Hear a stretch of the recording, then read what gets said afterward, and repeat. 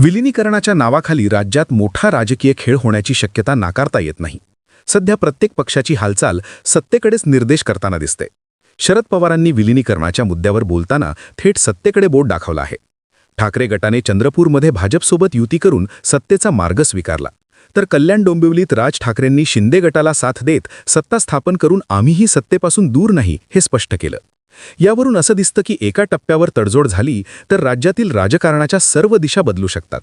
सध्याच्या परिस्थितीत शरद पवार गट कधीही अजित पवारांच्या राष्ट्रवादीत विलीन होऊन सत्तेच्या तंबूत सहभागी होऊ शकतो, अशी शक्यता निर्माण झाली आहे. महानगरपालिका निवडणुकांमध्ये एकमेकांविरोधात लढलेले पक्ष निकालानंतर सत्तेसाठी एकमेकांच्या गळ्यात गळे घालत असल्याचं चित्र दिसत आहे.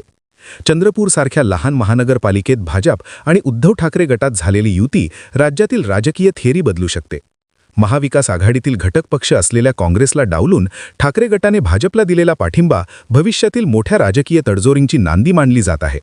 भाजपला महापौरपद देत स्वतःकडे उपमहापौरपद ठेवून ठाकरे गटाने नवी राजकीय समीकरणे मांडली आहेत. राजकारणात कोणीही कोणासाठी अस्पृश्य नसतं हे चित्र विधानसभा निवडणुकांनंतर आता स्थानिक स्वराज्य संस्थांच्या निवडणुकांतही स्पष्ट होत आहे.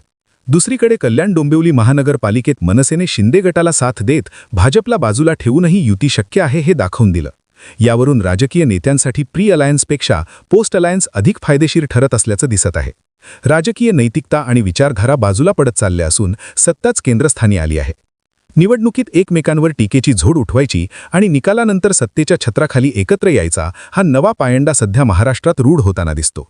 चंद्रपूर असो वा कल्याण डोंबिवली, प्रत्येक ठिकाणी विचारधारेपेक्षा सत्तेचा वाटा हा निकष मानूनच राजकीय अजेंडा ठरवला जात आहे.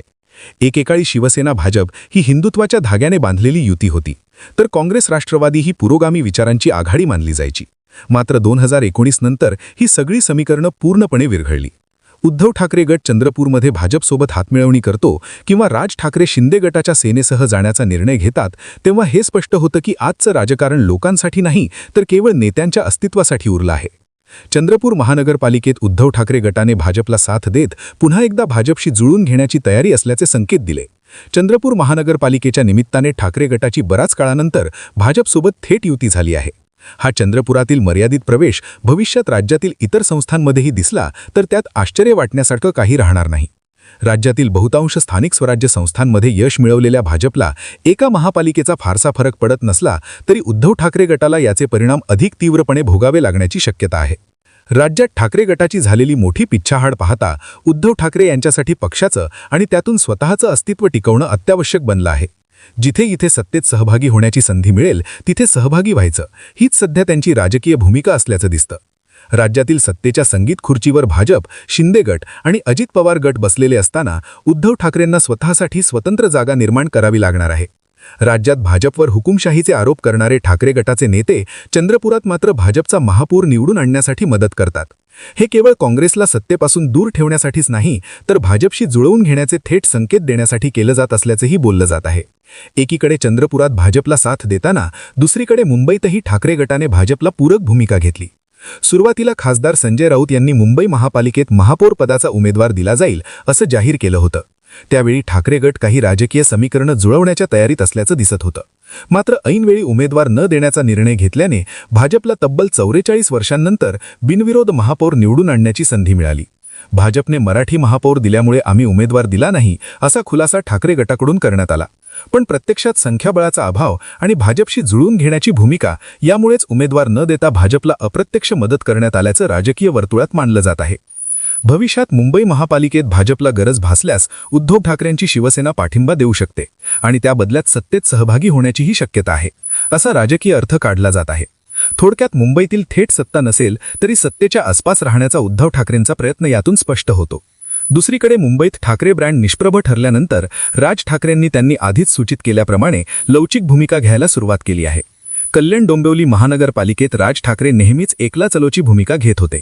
मात्र स्थानिक सत्तेत आपली किंमत वाढवण्यासाठी त्यांनी शिंदे गटाला दिलेला पाठिंबा हे दर्शवतो की मनसेला आता सत्तेच्या परिघात राहणं गरजेचं वाटू लागलं आहे. स्थानिक स्तरावर सत्तेसाठी लवचिक भूमिका घेत कार्यकर्त्यांचं मनोबल वाढवण्यासाठी राज ठाकरेंनी राजकीय तडजोडीचा मार्ग स्वीकारला आहे.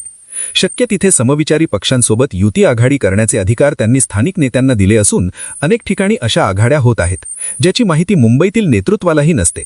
स्थानिक स्तरावर निधी आणि कंत्राटांचं राजकारण इतकं प्रभावी असतं की झेंड्याचा रंग बदलला तरी अनेक नेत्यांना त्याचा फारसा फरक पडत नाही.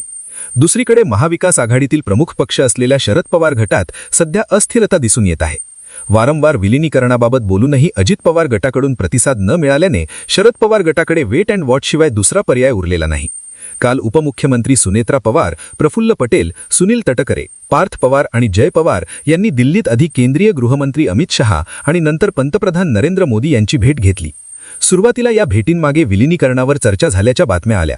मात्र नंतर कोणतीही राजकीय चर्चा नसल्याची ही केवळ औपचारिक भेट असल्याचं सांगण्यात आलं.